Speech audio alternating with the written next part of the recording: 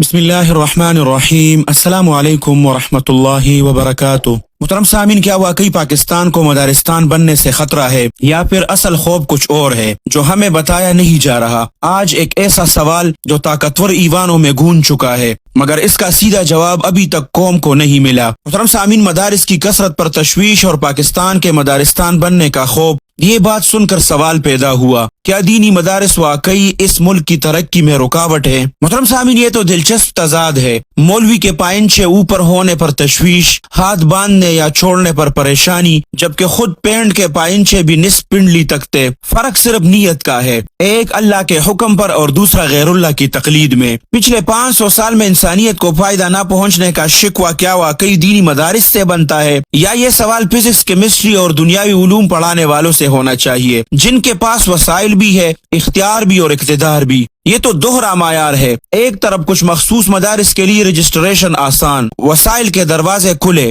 اجازت نامے حاضر، اور دوسری طرف وفاق المدارس عربیہ پاکستان رجسٹریشن میں رکاوٹیں، نگرانی، پابندیاں، مشکلات پر مشکلات۔ کیا یہ محض اتفاق ہے یا ایک سوچا سمجھا منصوبہ؟ مفتی منیب الرحمان صاحب نے عجیب سوال اٹھایا ہے، کیا مدارس حکومت کے خزانے سے کچھ مانگ رہے ہیں؟ اگر نہیں تو پھر یہ خوف کیوں؟ اگر مقصد واقعی دینی مدارس کی خدمت ہے تو سب کے ساتھ ایک جیسا سلوک کیوں نہیں؟ اور اگر سلوک مختلف ہے تو نیت بھی مختلف ہے۔ یہ بات اب چھپی نہیں رہی۔ آج کا سوال صرف مدارس کا نہیں، سوال دینی تشخص کا ہے، سوال ورثہ اکابر کا ہے، اور سوال یہ ہے کہ اس قوم کی پستی کا ذمہ دار کون؟ غریب مولوی یا وسائل اور مناصب پر قابض اشرافیہ؟ فیصلہ آپ کرے، مگر خاموشی بھی ایک فیصلہ ہوتی ہے۔ محترم سامعین، آپ کو ایک بات آخر میں بتا دیتا ہوں کہ علماء مشائخ کانفرنس میں شریک ان تمام حقو مولویوں کے نورانی چہرے اچھے سے یاد رکھے جنہیں لب کشائی کا مکمل موقع ملا، مگر انہوں نے سارا وقت مدح سرائی میں گزار دیا۔